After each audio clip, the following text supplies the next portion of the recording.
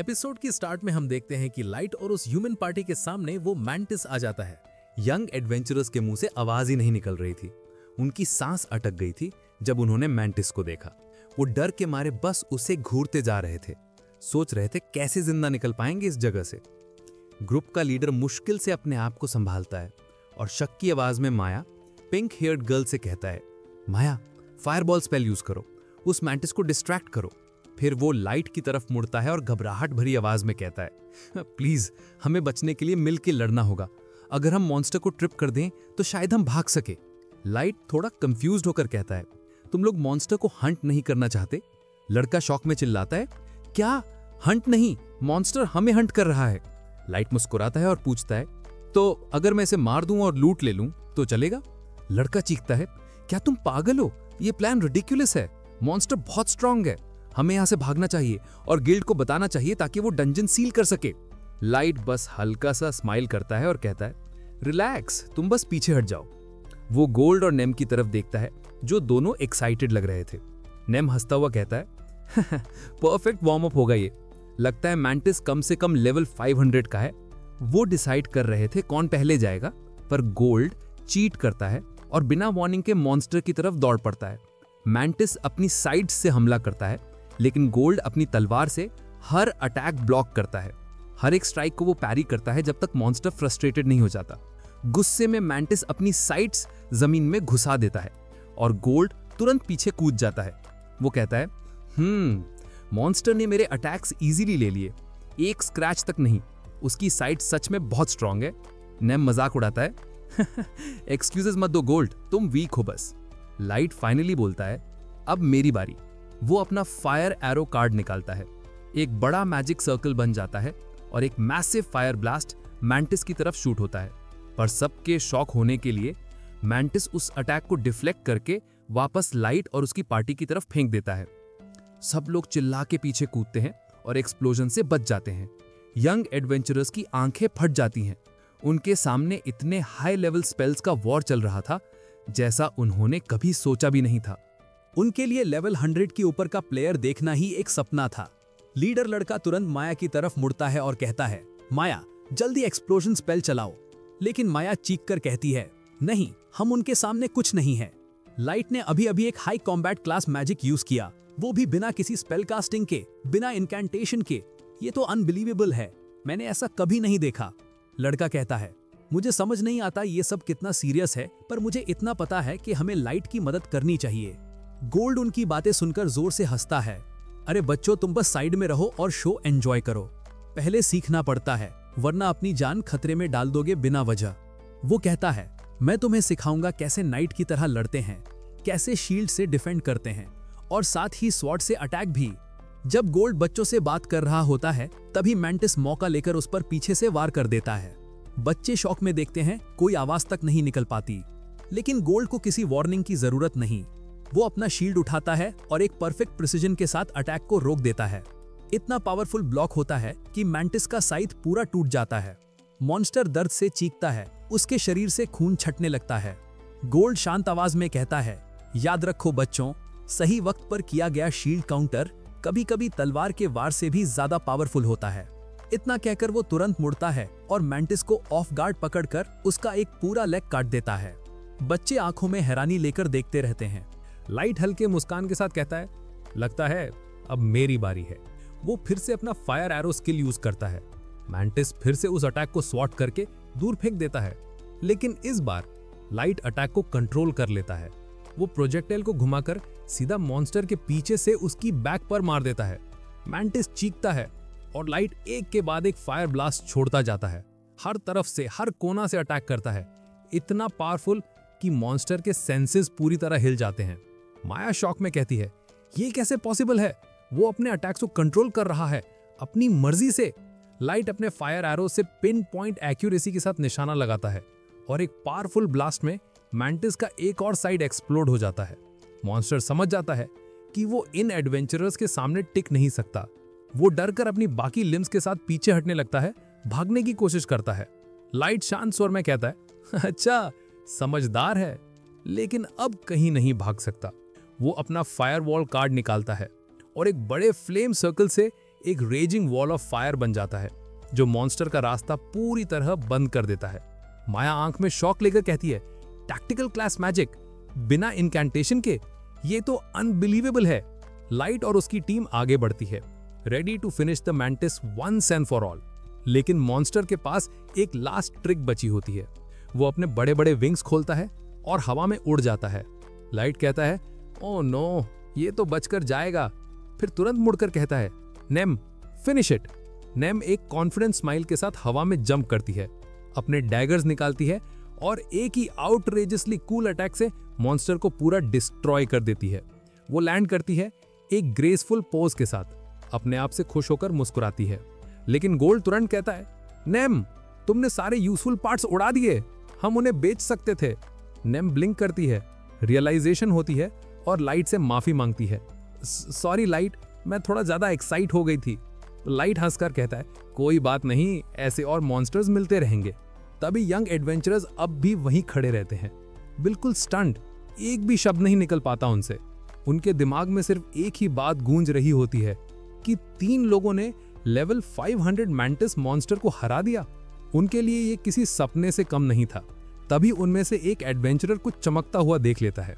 वो झुककर देखता है, ये तो मैजिक जेम है, मॉन्स्टर के कोर का सबसे इंपॉर्टेंट लूट आइटम। नेम के चेहरे पर तुरंत एक ब्राइट स्माइल आ जाती है। हाँ, अब तो हम इस जेम से रैंक अप भी कर सकते हैं। यंग एडवेंचरर्स का लीडर लाइट के पास आता है और पूछता है, क्या आप लोग फेमस एडवेंचरर्स पार्टी हैं, ए रैंक या एस रैंक? लाइट शांत स्वर में कहता है, नहीं, हम तो नए एडवेंचरर्स हैं, अभी एफ रैंक पर। बच्चे एकदम स्टन रह जाते हैं, एफ रैंक? लेकिन हम तो उससे भी ऊपर है। माया तुरंत एक वाटर बॉल स्पेल कास्ट करती है और कहती है, ये लो, आप लोग थोड़ा फ्रेश हो जाओ। लाइट उनका शुक्रिया अदा करता है, धन्यवाद, तुम लोग बहुत दयालु हो। लेकिन यंग एडवेंचरर्स कहते हैं, अगर आप लोग नहीं होते तो हम तो आज मैंटिस मॉन्स्टर के हाथ मर जाते। लीडर फिर लाइट से कहता है, आप लोग हमारे कैंप में रात बिता सकते हो। सूरज ढल रहा है और डंजन में रात के वक्त रहना खतरनाक होता है, चाहे कोई भी कितना ही स्ट्रांग क्यों ना हो। माया भी ईगर लग रही होती है, उसके चेहरे पे क्यूरियोसिटी चमक रही होती है। वो लाइट से कहना चाहती है, मुझे आज आपके मैजिक के बारे में सब कुछ जानना है। लाइट हल्की सी स्माइल देता है और उनका इनविटेशन एक्सेप्ट कर लेता है। सब कैंप के पास बैठकर डिनर करते हैं, आग के आसपास, थोड़ी सी साइलेंस और क्यूरियोसिटी के बीच। माया एक्साइटमेंट से लाइट से सवाल पे सवाल करती जाती है। तब लाइट कहता है, तुम खुद भी अच्छी मेज लगती हो। माया तुरंत मना कर देती है, नहीं, मैं तो सिंपल स्पेल्स भी ठीक से नहीं कर पाती। कॉम्बैट क्लास मैजिक तो दूर की बात है, बिना इनकेंटेशन के कास्ट करना तो असंभव है। पार्टी के दूसरे मेंबर्स अभी भी समझ नहीं पा रहे होते, उनके लिए सब नॉर्मल लगता है और यही माया को और इरिटेट कर देता है। वो गुस्से में बोल पड़ती है, तुम लोग समझते नहीं, मैजिक की 3 एडवांस क्लासेस होती हैं। पहली कॉम्बैट क्लास मैजिक जैसे फायर एरोस, जो एक सिंगल टारगेट को अटैक करने के लिए होता है। दूसरी टैक्टिकल क्लास मैजिक जैसे फायरवॉल, जो एक बड़े एरिया को एक साथ इंपैक्ट करता है। और तीसरी स्ट्रेटेजिक क्लास मैजिक, जो पूरा वर्ल्ड अफेक्ट कर सकता है, जैसे मीटियोर्स, सुनामीज और अर्थक्वेक्स। वो गहरी सांस लेती है और कहती है, लेकिन इन्हें चलाने के लिए मल्टीपल हाई क्लास मेजर्स चाहिए होते हैं। वो फिर कहती है, एडवांस क्लास मैजिक तो एल्व्स, ड्रैगन्स और बीस्ट पीपल के लिए नॉर्मल है, लेकिन ह्यूमंस के पास उतना माना ही नहीं होता कि वो इन स्पेल्स को सही से यूज कर सकें। इसलिए लाइट का सिर्फ इन स्पेल्स को यूज कर लेना ही एक बड़ा कमाल है, लेकिन उसका इन्हें बिना इनकैंटेशन के कास्ट करना, ये तो एक लेजेंडरी फीट है। गोल्ड और नेम दोनों सर हिलाकर कहते हैं, माया, तुम्हें मैजिक काफी अच्छी तरह समझ है, तुम सही कह रही हो। यंग लीडर मुस्कुराकर कहता है, ऑफ कोर्स माया मेरी बहन है और ये खुद भी मैजिक में बहुत अच्छी है, इसीलिए उसे डचेस स्कूल ऑफ मैजिक में एडमिशन मिला था। लाइट थोड़ा सोचकर पूछता है, क्या वो वही स्कूल है जो प्रिंसिपैलिटी ऑफ 9 में है, जहां सब रेसेस को बराबर ट्रीट किया जाता है? लड़का हाँ में सर हिलाता है, लेकिन उसकी आंखें थोड़ी दुखी हो जाती हैं। वो धीरे से कहता है, हमारे पेरेंट्स पिछली एपिडेमिक में मार गए थे, इसलिए माया कभी वहां जा नहीं पाई। वो फिर कहता है, इसी वजह से मैंने अपनी चाइल्डहुड फ्रेंड्स के साथ ये पार्टी बनाई, ताकि हम पैसे कमा सकें और एक दिन माया को डची के स्कूल भेज सकें। लाइट कुछ देर के लिए चुप रहता है, फिर एक नर्म मुस्कान के साथ कहता है, मुझे अपनी छोटी बहन याद आ गई। तुम लोग चिंता मत करो, मुझे पूरा विश्वास है तुम लोग अपना सपना जरूर पूरा करोगे। उसके बाद सब शांत हो जाते हैं। रात खत्म होती है और सुबह वो डंजन के बाहर लौटते हैं, अपने साथ एक बड़ा कलेक्शन लेकर high level magic gem crystals का। गिल्ड के रिसेप्शनिस्ट उन्हें देखकर हैरान रह जाता है। बाकी एडवेंचरर्स भी फुसफुसाते हैं, कौन है ये लोग? एफ रैंक पार्टी ने लेवल 500 मॉन्स्टर को हरा दिया। रिसेप्शनिस्ट खुशी से उनके जेम्स एक्सेप्ट करता है और उन्हें एक बड़ी पेमेंट देकर कहता है, ग्रेट जॉब एवरीवन। गिल्ड से निकलकर जब वो मार्केट से गुजर रहे होते हैं तो हर एक इंसान उन्हें पहचान रहा होता है। एफ रैंक पार्टी के हीरोइक काम की कहानी आग की तरह पूरे शहर में फैल गई होती है। लाइट अंदर ही अंदर खुश होता है, लगता है हमारा नाम बन रहा है। लेकिन तभी दो आदमी उनके पास आते हैं। एक कहता है, क्या तुम लोग वही हो जिन्होंने लेवल 500 मॉन्स्टर को हराया था? नेम तुरंत अपने डैगर्स निकाल लेती है और गुस्से में कहती है, तुम्हें क्या चाहिए? वो दोनों तुरंत पीछे हट जाते हैं। अरे शांत हो जाओ, हम दोस्त हैं। वो अपना परिचय देते हैं, मैं सुविल हूं और ये गिल। गिल कहता है, सच कहूं तो मुझे अब तक ये कहानी झूठी लगती है। उस बात पर नेम का डैगर सीधा उसके गले तक पहुंच जाता है। वो ठंडी आवाज में कहती है, तुम कहना क्या चाहते हो? लाइट को झूठा बोल रहे क्या? सुविल तुरंत कहता है, अरे रुक जाओ, काम डाउन। हम सब लाइट के सपोर्टर्स हैं। उसने साबित कर दिया है कि ह्यूमंस को कम नहीं आंकना चाहिए। तभी सुविल और गिल के साथी उन्हें बुला लेते हैं। वो लाइट की तरफ हाथ हिलाकर कहते हैं, good luck hero, hope we meet again. Light और उसकी पार्टी उन्हें देखकर बस हाँ में सिर हिला देते हैं। फिर सब डंजन के एंट्रेंस की लाइन में लग जाते हैं। लाइन में खड़े होते हुए वो सुनते हैं कैसे बाकी गेसेस उनके ऊपर हंस रहे हैं। एक एल्फ कहता है, ह्यूमन पार्टी ने मैंटिस मॉन्स्टर को हरा दिया, क्या मजाक है। लाइट बस शांत रहता है। उसकी आंखों में एक अलग सा कॉन्फिडेंस चमक रहा होता है। थोड़ी देर बाद सब डंजन के अंदर प्रवेश कर जाते हैं और फिर से आसमान में उड़ते हुए वो नीचे के लश ग्रीन फील्ड्स देखते हैं। तभी लाइट नोटिस करता है माया और उसके साथी चल रहे हैं। लाइट तुरंत उड़ना रोक देता है। वो नीचे उतरकर उनके पास जाता है। माया थोड़ा शर्माती है, फिर अपनी छोटी सी पाउच से एक छोटी बॉटल निकालती है। हल्का सा मुस्कुराकर कहती है, ये ऑइंटमेंट मैंने अपनी दादी से सीखा था। ये आपके लिए है लाइट समा, आपने हमारी मदद की थी। लाइट नर्म सी मुस्कान के साथ उसे एक्सेप्ट करता है। उसके अंदर एक हल्का सा जज्बा उठता है, मुझे भी कुछ देना चाहिए। वो चुपके से एक मैजिक कार्ड निकालता है, अपने फिंगर्स से उसे ब्रेसलेट में कन्वर्ट करता है और फिर उसे माया के हाथ में पहना देता है। माया की आंखें चमक उठती हैं। वो धीरे से कहती है, मैं इसे हमेशा संभाल कर रखूंगी। रात होने पर जब सब आसमान में उड़ रहे होते हैं, नेम क्यूरियोसिटी से पूछती है, लाइट तुमने उस लड़की को इतना पावरफुल आइटम क्यों दे दिया? उसने तो सिर्फ एक बोरिंग ऑइंटमेंट दिया था। गोल्ड हंसी छुपाकर कहता है, अरे नेम, तुम्हारा दिमाग तो छोटा ही रहता है। यहाँ बात वैल्यू की नहीं, फीलिंग की होती है। फिर वो समझाता है, लाइट ने उसे एक मैजिक ब्रेसलेट दिया है जो छोटी सी मिरेकल क्रिएट कर सकता है अगर कोई सच्चे दिल से कुछ विश करे। नेम थोड़ा सोचती है, फिर कहती है, तो लाइट ने एक्चुअली उसकी मदद की। उसके बाद सीन शिफ्ट होता है एक ऐसी जगह पर जहां बर्फ गिर रही होती है। बर्फ में चलते हुए लाइट कहता है, अच्छा हुआ कि 5वें फ्लोर पर मुश्किल से कोई होता है। ये सारी बर्फ भी एक परफेक्ट कवर देती है। नीमोमो उससे अग्री करती है, जबकि गोल्ड बोलता है, फोकस, ये सब सोचने का टाइम नहीं है अभी। उन दोनों को ऐसे बात करते सुनकर लाइट कहता है, ठीक है, तुम दोनों हमारी एडवांसमेंट के लिए जरूरी प्रे हंट करने के जिम्मेदार हो। फिर अपना टेलीपोर्टेशन कार्ड यूज करके वो वापस अपने पैलेस पहुंचता है, जहां उसके साथ वाले पहले से उसका इंतजार कर रहे होते हैं। कुछ देर बाद मे चाय सर्व करते हुए पूछती है, सब कुछ ठीक चल रहा है और एडवेंचरर ऑपरेशन भी? लाइट हल्का सा मुस्कुराता हुआ जवाब देता है, काफी अच्छा चल रहा है। थोड़ा चेंज ऑफ पेस मिला है और मैंने बहुत सारे नए दोस्त बनाए हैं जिन्होंने मुझे इस दुनिया की अच्छाई का एक नया पहलू दिखाया है। ये सुनकर मे का चेहरा खुशी से चमक उठता है। फिर लाइट पूछता है, हमारी रिवेंज ऑपरेशन की लेटेस्ट अपडेट क्या है? एली सीधे और कॉन्फिडेंट टोन में जवाब देती है, हम बहुत नजदीक हैं, बस थोड़ा सा काम और सब तैयार हो जाएगा। लाइट संतुष्टि से कहता है, मैं तुम पर भरोसा कर सकता हूँ।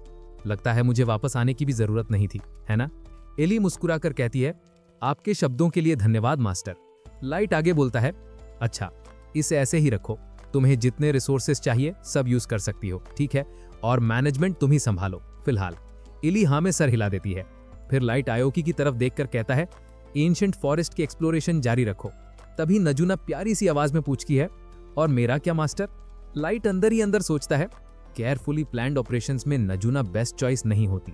फिर वो जोर से कहता है, तो नजूना, जब तक मैं वापस नहीं आता तुम्हें सबकी हिफाजत करनी होगी। कभी नहीं पता होता कोई सुपर पावरफुल ईविल कब सामने आ जाए। नजूना खुशी से भरकर कहती है, रॉजर दैट, जब तक मैं यहाँ हूँ कोई भी चोट भी नहीं खाएगा। एली थोड़ा चिढ़कर पूछती है, तुम इसे लेकर वाकई खुश हो? नजूना मुस्कुराकर कहती है, जब तक तुम अपनी प्रिपरेशंस कंप्लीट नहीं करती मैं अपना असली काम कर ही नहीं सकती, तो जल्दी करो। एली गुस्से और डिटर्मिनेशन के मिक्स टोन में जवाब देती है, मुझे याद दिलाने की जरूरत नहीं है श्रिम्प, मैं सब कुछ परफेक्ट तरीके से कंप्लीट करूंगी, क्योंकि हिज ग्रेस को परफेक्शन के अलावा कुछ भी कबूल नहीं। चाय पीते हुए लाइट कहता है, मुझे इंतजार नहीं हो रहा। उस रूलर के चेहरे पर डिस्पेयर देखने का मजा ही कुछ और होगा। वैसे भी बड़ा दिन अब दूर नहीं। नेक्स्ट सीन में सुबिलान गिलबर्ट से कहता है, थर्ड फ्लोर कभी इतना सुंदर नहीं दिखता, अक्सर फॉग से कवर्ड होता है। वैसे तुम्हारा ब्लैक मॉटली के बारे में क्या इंप्रेशन है? मैंने सुना उन्होंने जब क्वाइट साइड मेंटिस को हराया तो मास्क आदमी ने टेक्निकल क्लास मैजिक बिना स्पेल कास्ट किए यूज किया, चाहे इस बात का विटनेस सिर्फ एक ह्यूमन लड़की ही क्यों ना हो। गिलबर्ट सोच में डूबकर कहता है, अगर ऐसा है तो शायद ये पूरी बकवास भी नहीं है, पर अगर ये सच है तो वो शायद एक लेजेंडरी नाइट होगा या फिर पुराने जमाने का कोई रीइंकार्नेटेड हीरो। सुबिलन कॉन्फिडेंट टोन में जवाब देता है, मुझे पूरा यकीन है, क्योंकि हमें एक ऐसे चैंपियन की जरूरत है जो इस घटिया ह्यूमन हेटिंग फिनेटिक सोसाइटी को पलट कर रख दे। चलो मैं एक राउंड मार कर आता हूँ। कुछ देर बाद सुबिलान पेट्रोल से लौटकर कहता है, अगले शिफ्ट के लिए बाकी 2 लोगों को उठाने का टाइम हो गया है। लेकिन जैसे ही वो सामने का मंजर देखता है वो एकदम जम जाता है। उसके सारे दोस्त मर चुके होते हैं, जो सो रहे थे उन्हें हमेशा के लिए सुला दिया गया था। वहीं करीब काइटो ठंडी थोड़ी सी सरकास्टिक आवाज में कहता है, तुम लोगों में इतनी हिम्मत कि मुझे वेट करवाओ, कितनी डिसअपॉइंटमेंट है। ह्यूमंस कितनी घटिया मखलूक हैं।